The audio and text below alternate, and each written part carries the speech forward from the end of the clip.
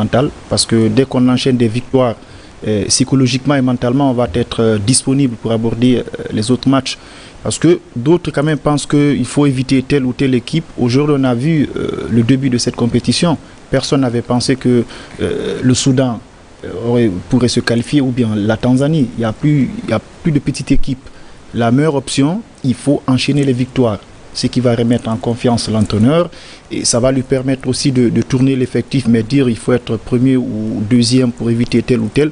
Moi, je pense que ce sont des calculs qu'on voit, qu'on pense que peut-être c'est avant le match.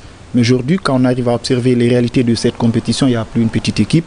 Le plus important pour ces équipes, chaque match, il faut gagner les matchs. C'est la philosophie aujourd'hui des entraîneurs. On n'évite pas tel ou tel, ou dire qu'il faut éviter le Maroc, c'est le pays organisateur.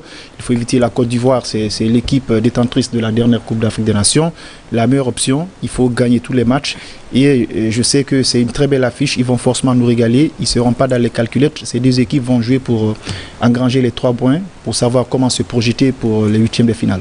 Voilà, le Soudan entre dans ce match avec une victoire importante face à la Guinée équatoriale, mais reste également Djouldé sur une lourde défaite contre l'Algérie. Une victoire serait historique qui permettrait au moins de gagner 2 matchs consécutifs en phase de poule d'une compétition comme la CAN depuis longtemps pour le Soudan. Oui, le Soudan, c'est vrai, c'est une équipe qui est toujours dans la logique de la continuité et puis les compétences locales, parce que quand vous prenez le Soudan, c'est Al-Merreikh et Al Hilal qui composent cette équipe, et un peu de joueurs qui évoluent à l'extérieur, mais en face, vous prenez des équipes comme le Burkina et l'Algérie. Ce sont des pays qui exportent beaucoup de joueurs à l'étranger, donc il y a forcément des talents, de l'expérience.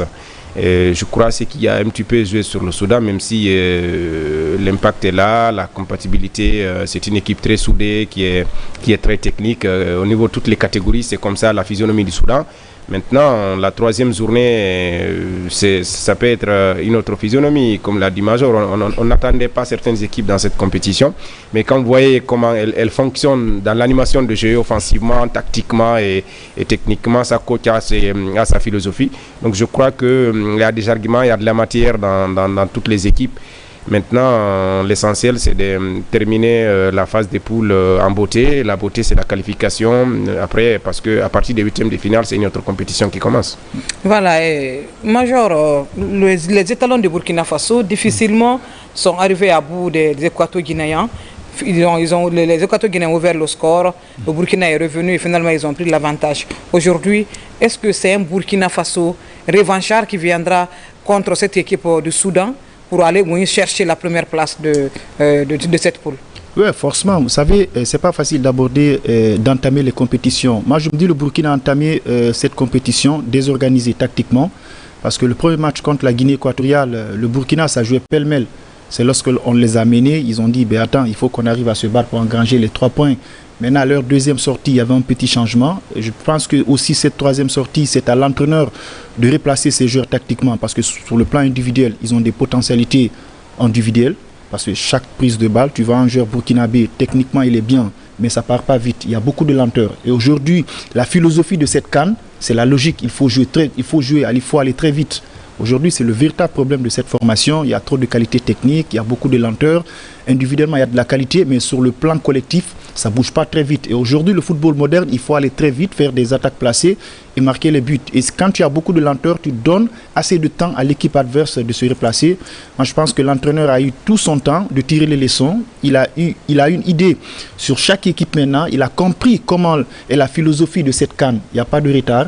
Il n'y a pas un football convaincant. Il n'y a pas assez de spectacle. On passe à l'essentiel. On ne joue pas dans l'excès de confiance, on cherche à créer la différence. Moi, je pense qu'il a tiré les leçons. Voilà, je crois que les deux entraîneurs ont pratiquement le même style de jeu, 4-3-3.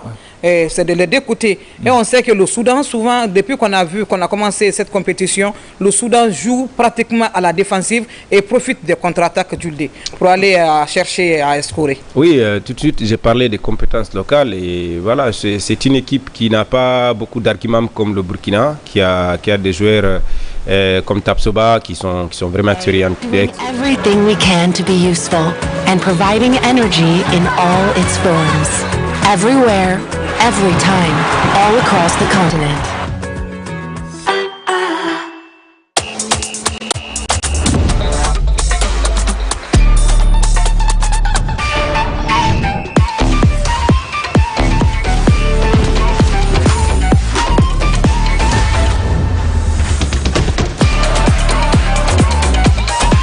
Let's bet on Africa. OneXBet. Maybe it all starts here to end up there. Sure, for us, it rather starts here and finishes over there. But it also goes through here, doesn't it? But whether it's here or there, behind your screen, in the stands, or on the pitch, Orange is here, proudly supporting African football for over 15 years. These jerseys aren't 100% polyester. They are 30% lessons learned the hard way, 50% hope, turning threads into memories, 20% triumphs dreamed and prayed for. This is Africa, 100% made of us.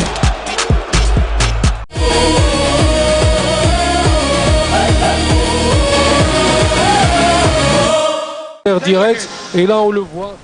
Voilà, c'était nos obligations commerciales du côté de la Confédération africaine de football. Jules, je disais souvent, le Soudan joue avec un système défensif et compact pour essayer de profiter des contre-attaques pour aller à l'assaut de l'équipe adverse. Oui, effectivement. Effectivement, mais là, ça va être un petit peu différent parce que les deux coachs ont opté presque pour le même système. 4-3-3, ce sont des équipes qui veulent marquer, qui veulent aller vite au charbon. Et donc ça va être un peu bon. Pour côté Burkina, vous avez Franck Traoré qui évolue du côté de Shakhtar Donetsk. Voilà, avec des joueurs comme Miningu qui vont très vite. De l'autre côté, c'est une équipe qui va forcément jouer derrière parce que ce sont des joueurs vraiment qui aiment jouer ensemble, tactiquement, techniquement, qui montent ensemble, qui descendent ensemble. Donc ça va être un peu compliqué, mais je pense que c'est pas impossible pour le Soudan. Voilà. Major, on va aller rapidement aux côtés du Stade Mohamed V de Casablanca. Un mot avant qu'on ne se quitte pour le match. Bon, moi je m'attends à un match fermé où il y aura beaucoup de gâchis. Beaucoup de gâchis. Ouais, sur les donc derniers nous souhaitons voir un beau spectacle quand même. Hein. Merci chers téléspectateurs. Nous partons au Stade Mohamed V de Casablanca pour aller vivre la première période entre le Soudan et le Burkina Faso pour chercher la première ou bien la deuxième place de ce groupe E. On se retrouve à la mi-temps pour l'analyse des premières 45 minutes. Il s'est imposé en premier match contre la Guinée équatoriale. Elle était menée en score. La Guinée équatoriale jouait à 10. A joué à 10 et ils étaient surpris par cette équipe de Guinée équatoriale alléchante, séduisante. Malheureusement, il manque un peu devant quelqu'un ou deux joueurs percutants pour pouvoir concrétiser les occasions qu'ils ont parce qu'ils sont impuissants, surtout devant. Tout à fait. Et maintenant, l'hymne national du Soudan.